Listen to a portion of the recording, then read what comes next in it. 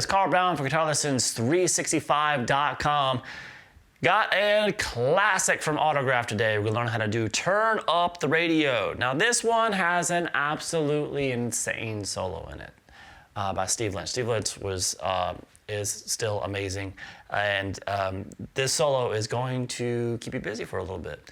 However, the rest of the song is pretty simple. Now we have this intro to the song, which I'm sure you guys know. I'll talk about it a little bit, but I'm not gonna do like a note for note thing for the intro, because that's just kind of like a lot of uncreatable stuff in there pretty much. And I don't want to throw my guitar completely out of whack and tuning. So I'll talk about what he's doing and stuff, but we're not gonna really do a note for note thing there. But when the song kicks in, there's two main riffs basically, and very simple to play, and then a solo that's gonna drive you absolutely insane. So we'll take a look at all of it. Now, before I do, please subscribe to the channel if you haven't already. Ring the notification bell so you know when we see a new video. Can like and comment on all the videos, it really helps. And please support what I do here on YouTube by joining my Guitar Academy. A link to my Academy is in the description. That link will give you a free 7-day trial too, if you've never had an account there at least. And it will give you full access to my entire Academy, all of my courses. We got courses for everything from beginners to advanced players in technique, improvisation, ear training theory, guitar tone. I'm live every weekend for just Academy members, so you can ask me questions in real time, like a live stream. It's a lot of fun, great community we got going over there. Please, please come check it out. All right, so now I am tuned down to a half step here for this song. The tuning on the recording is a little wacky too. It sounds like they're tuned down a half step, but during the post-production process or whatever, things get a little warbly and the pitch is a little bit sharp of that. So it's kind of between standard and E flat tuning, but I believe it's pretty much was performed in E flat. So we're gonna do it in E flat. So that means you're gonna have an E flat, A flat, D flat, G flat, B flat, and E flat. All right, what's going on in that intro? First, we have this little kind of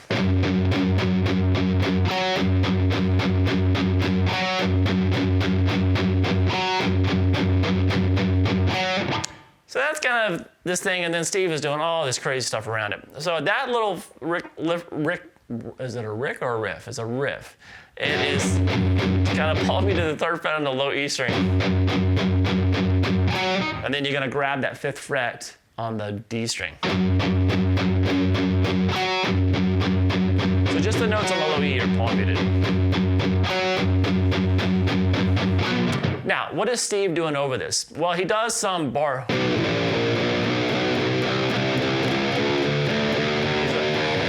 He kind of brings in like that. You're gonna hear him do that a couple times.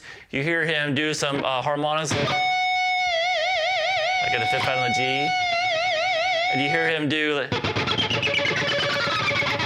which is just like on the side of the pick, and you just gotta bounce it down the B string or whatever. You're gonna hear that. You're gonna have to do something with whatever he's doing, which is just kind of he just taps, slides up, pulls off,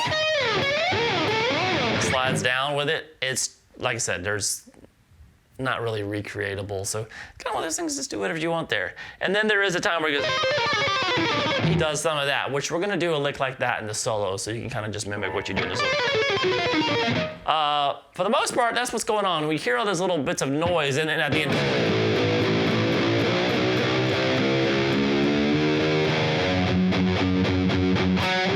it's back into the song, and then we get to the actual main riff. So that's all I'm gonna really do for the intro. The intro is kind of nuts, but now we get into the real song. It goes into this little descending riff and then kicks into the main riff, and it looks like this.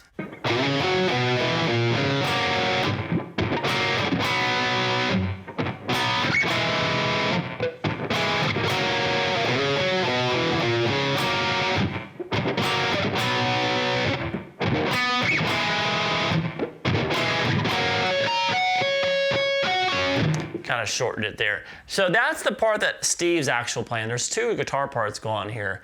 There's the way that's actually performed back in the day, and this for the second guitar part at least, and was performed and recorded. And then there's a part that you kind of see them more recently perform it like. And I'll show you both ways, because the second one sounds pretty good, kind of thickens it up a little bit, which you like to do live. But what is Steve doing first? And that's the one you're hearing the most. So we have this little lick that's going to start going into there. So that's going to slide into the 5th fret there on the A string, over to 5 on the D. Then play 3 on the A, 3 on the D. And then 2nd fret on the A, then the open D.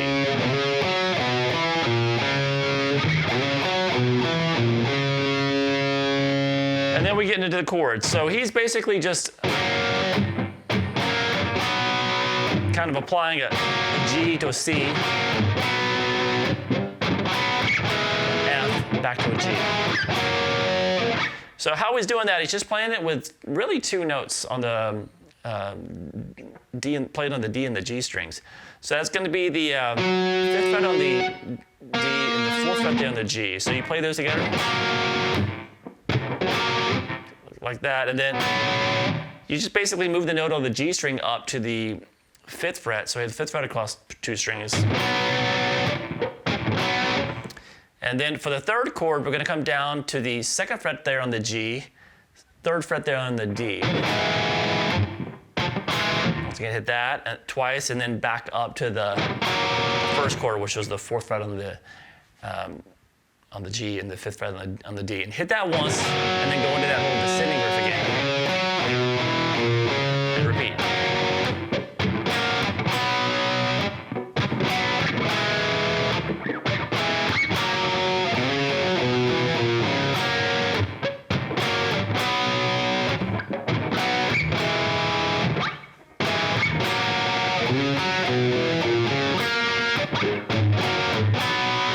Then at the end, you're gonna do this. Takes us into the chorus.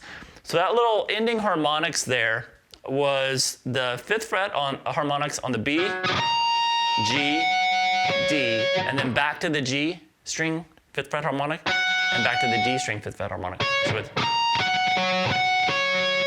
and then jump up here and play the harmonics of the 12th fret across the G and the D. So this. And that takes it to the chorus. Now, before we get to the chorus, we actually have another guitar part being played underneath that verse riff that Steve's playing. And this is being played very simple. It's just this.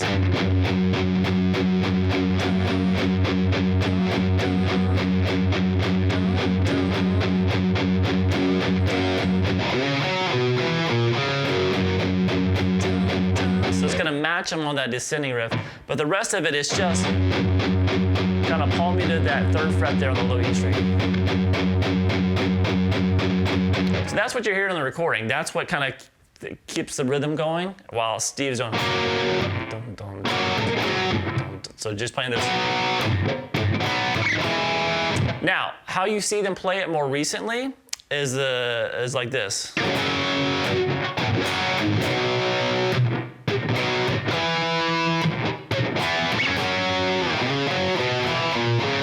So if you don't want to just sit there with second guitars and your band doesn't want to just do this, you can liven it up a little bit. So this is not how it's played on the recording though. This is how they're kind of doing it live now.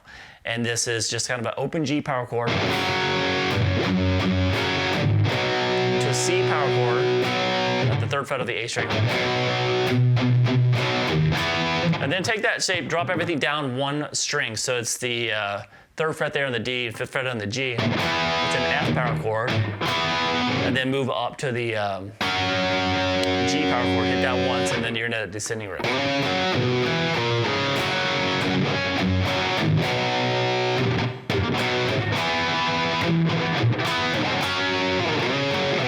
the original way. One of them's a lot easier to play. All right, then it gets to the chorus. So after Steve does those harmonics, it gets to the chorus, and both guitar players do pretty much a lot of the same thing in the chorus except for the very end of it. So Steve's part for the chorus is this.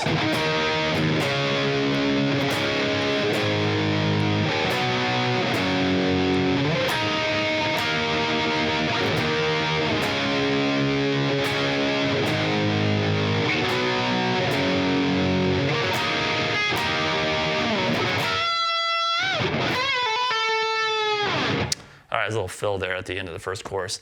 All right, so that is just basically these power chords out the 7th fret of the A string. So it's 7th fret of the A, 9 on the D, 9 on the G. Have the low E string in there too. And then you're gonna go down to the D power chord. So it's just move it, everything down 2 frets here. Then you're gonna mute the low E at that point. Hit that chord again, and then take it over everything up 1 string to the A power chord.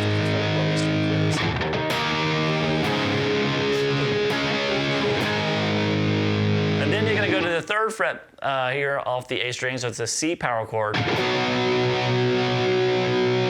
know it's considered a B power chord now because of the tuning, but we're gonna call it C because we're used to seeing it as a C, right? So C power chord, move everything over to the G power chord at the 3rd fret of the low string. That's the way it is.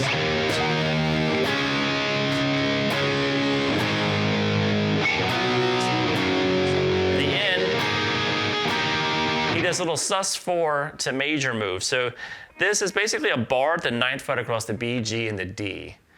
So you do that, but in front of that first, when you hit it, you're gonna basically pick these 3 strings, the D, G, and the B string. You're gonna have the 10th fret on the B there. Like this if you want. So it's 9 on the D, 9 on the G, 10 on the B. Play that, and then resolve it to the 9 across all 3 strings. Yeah, it's this very ending which is different from what the other second guitar player will be doing. So all together for Steve's part. Again.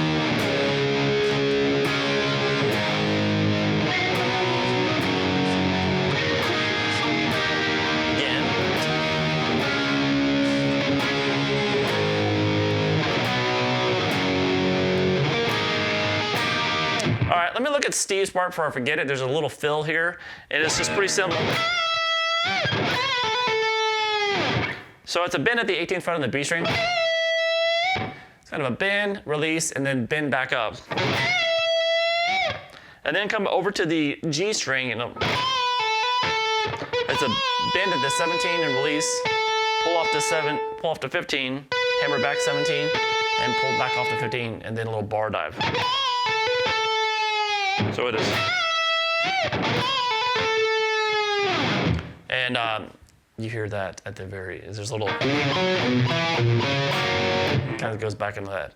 All right, so what's going on with the second guitar part during the chorus? It's pretty much the same thing, except for the very ending, so it is.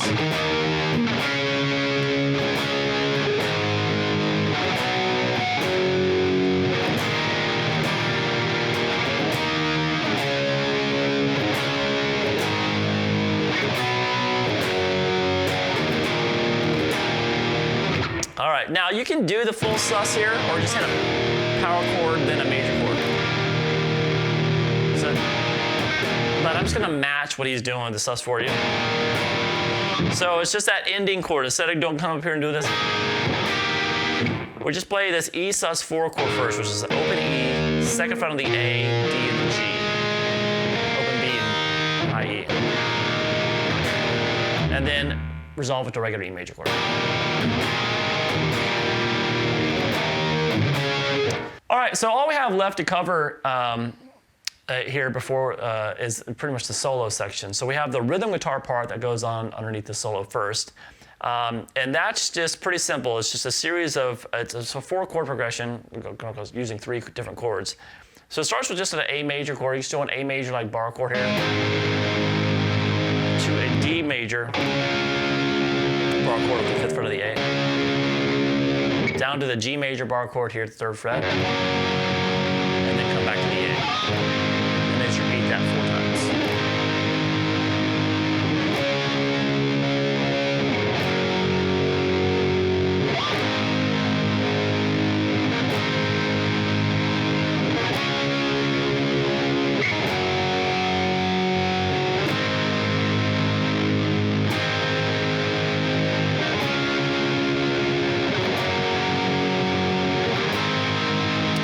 That's all that's going on, and don't worry, if somebody is actually playing the real solo on the stage with you, they will not be paying attention to you while you're doing those 4 chords.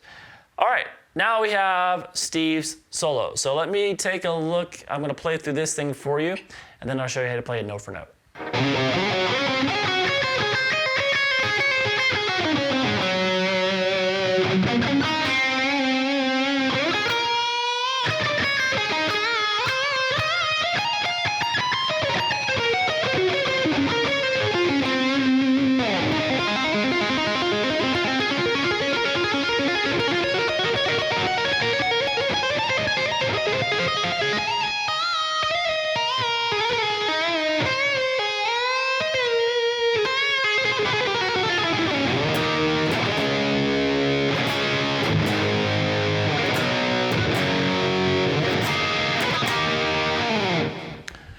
right, so that one's got some absolutely crazy stuff in it. Steve Lynch is just a beast. So he's got some very unorthodox things going on in this solo.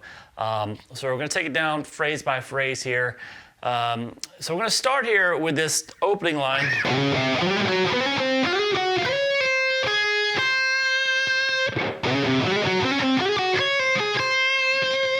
So you're kind of sliding into each note, each new note on a new string. So basically you're going to slide into 5 on the A string and then play 4. And then on the next string you're going to play 7, 5 on the D, but you're going to slide into that first note. So like this.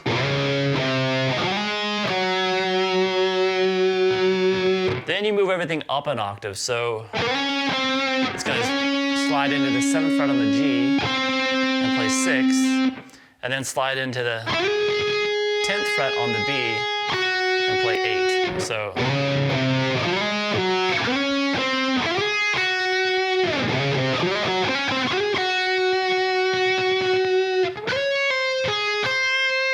then you're going to slide into 10 on the high E string, down to 9, over to 10 on the B, and then back to 9 on the high E. So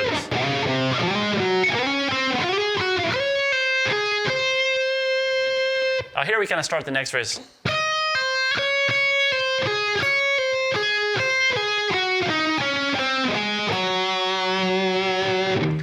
So right there, we're gonna. So we basically, when we get to this, we're gonna go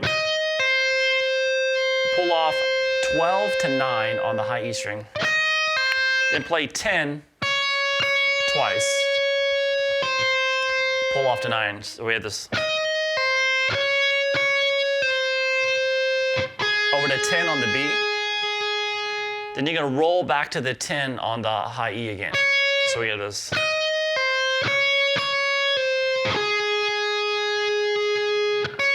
Then you roll back to that 10, pull back off to 9, over to 10 on the B again, and then back to that 9 to kind of end that little top phrase. So with this.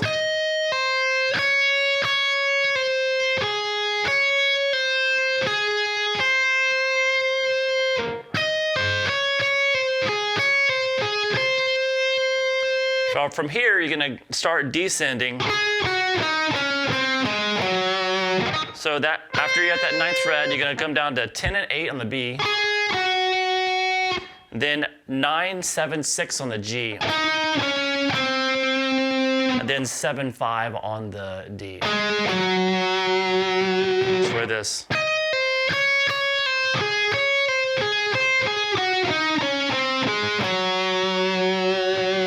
And this next phrase, you can do these bends with some vibrato or just with your fingers or whatever. So right there, that was kind of heavily palm muted. We're gonna play 5 on the D string, then 4, 7 on the G, over to 5 on the B string, and then back to the 6th fret on the G string with a series of half-step bend and releases. Or whatever way you want to do it. So. All right, next phrase. I'm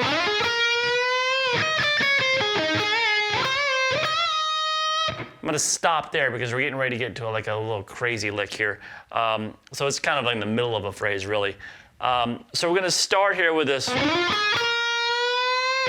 So that's just sliding into the 11th fret on the G, then play 10, 12 on the B, and then start bending that up a whole step, and then as you're getting to the top, go over to the high E and do a little chromatic line. You're gonna go 12, 11, 10, 9, and then go across to the 10th fret on the B string to the 9th fret on the G.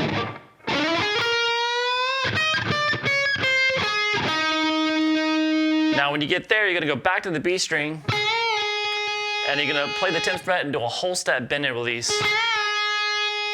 And then up to the 14th fret, a half step bend and release. And then up the 17th fret, a whole step bend and release again. So this.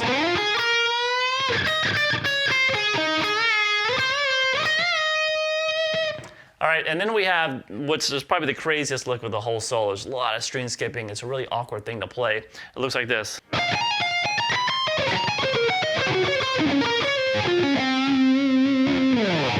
All right, you got that? All right, let's move on. We don't need to go through that anymore. No, just kidding. So here we go. We're gonna start with, we're gonna play the 19th fret there on the B string. So this is after the bend and release at the 17th fret on the B. We're gonna jump up to the 19th fret on the same string, the B, and then, so you play that 19th fret, then come over to the high E string, play 17, hammer 19, pull back off to 17, and then back to that 19th fret on the B string. And there's a slight pause there.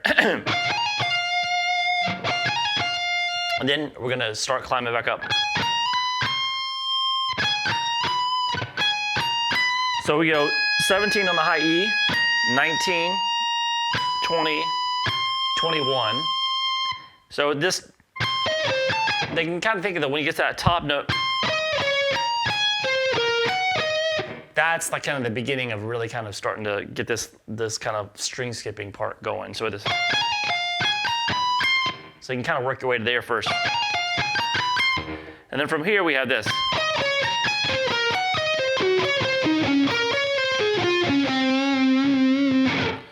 So that's the 21st fret on the high E string. You pick that and then over to 21st fret on the G. Then shift down and play the 19th fret on the G with the same finger. And then we're gonna play 19, 17 on the high E, and then skip over to the G string and play 18, 16. So yeah, it's pretty hairy.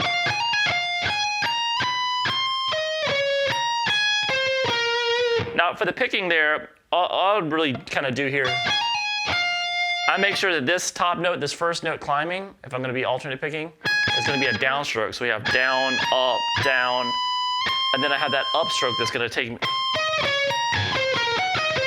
kind of feels better to start that top note with an upstroke for me. So after you get that far, you're gonna do this. You're gonna go back to the 20th fret on the B string, play 20, 17 on the B. Hey, a note that's on the same string. And then the 18th fret there on the G string and the 17th fret on the D. So we have this so far.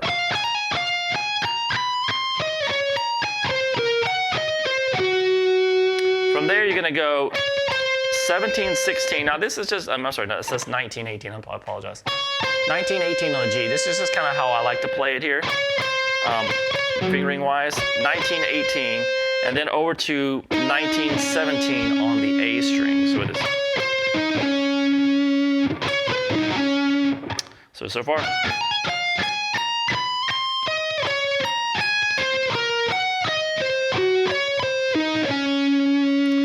Right at the end of it now, we're gonna go back to the G string, the 16th fret, pick 16, and then play 19, pull off to 18 this time. And then play 19, 16 on the D string, and then play 17, 16 on the A. And when you get to that bottom note, it's kind of a slow bend and release there on the last note. So all together.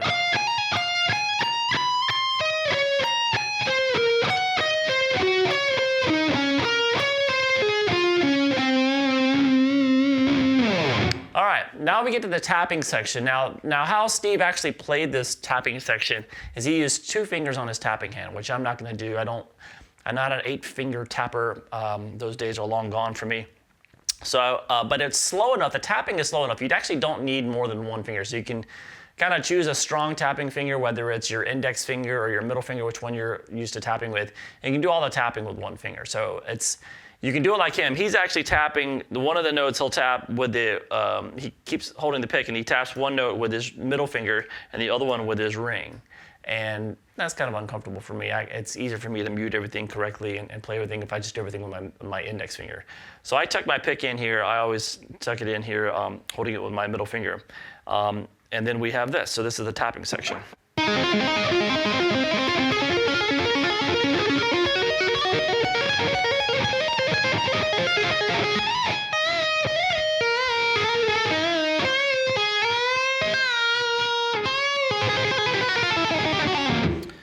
right, so that right there, so the pattern is pretty simple. We're going to start tapping here at the 14th fret there on the D string. So you're going to tap there, pull off to the 7th fret on the D, and then hammer on the 11th. So that's the pattern, just a 3-note tapping pattern for the entire, well, the main tapping section, the arpeggio section of it at least. So we have this. So what you're going to be doing with the tapping though is you're going to always, when you're doing the taps, you're going to tap at whatever fret. So you start here at this 14th fret, do the 3-note pattern, and then the next tap is going to be 2 frets higher on the same string. So in this case, the 16th fret. And that's what Steve, he would tap this note here, and then tap this one, the second note with his ring finger. So I'm just going to use my index for both. So we just.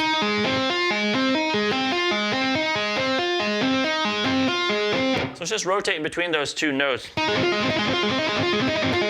of 4 times. And then you're going to take the same thing over to the G string, same exact frets.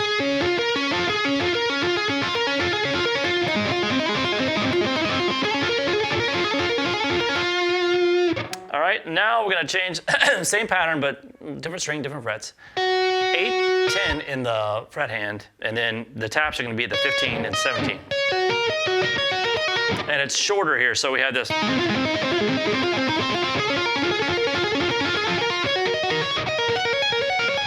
So I'm just doing the tap sequences, just if that's 1 time through, you just a tap on each fret there, and you do it twice.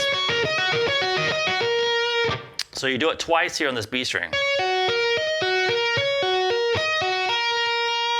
And then what you're going to do is you're going to still tap at 15, 17, but this you're going to move it over to the high E string, and in the fret hand you're going to be playing the 7 and 10. And once again, you're doing the whole pattern twice. So altogether we have this. 4 times, 4, 2, 2, and then the next one is going to be, you're going to basically move the tapping up from 15 and 17 on the high E to 17, 19. And in the fret hand, you're also going to move that up 2 frets to 9 and 12. So we have this.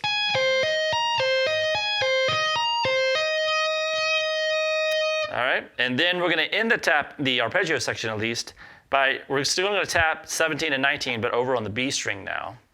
And in the fret hand, you're going to go over to the B string and play the 10 and 14th fret.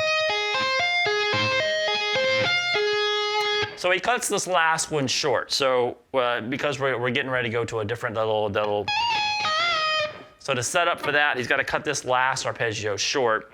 So he does it 1 time through, the full time, just that's 1 time through, and then we do it again.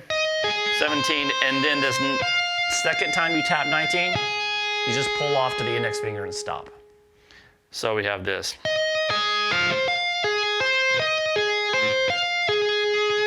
So for the whole arpeggio section,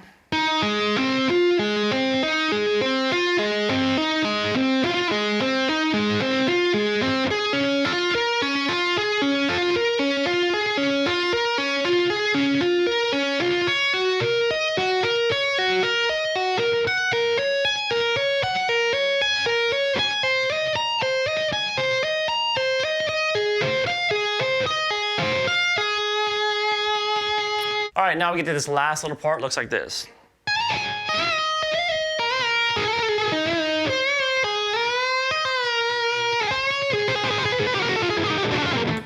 All right, so that is, you're going to start here. I'm going to tap the 17th fret on the high. What you want to do first actually is hold the 12th fret here behind it. And yeah, I'm obviously using my index finger to mute any strings here. But on the 12th fret on the high E, hold that note. You're gonna tap the 17, slide up to 19, and slide back down to 17. And then you're gonna do a pull off to the 12th fret. And right when you pull up, you do a whole step bend and release with that 12th fret here. So this is kind of deceiving sounding. And then do the same thing on the B string.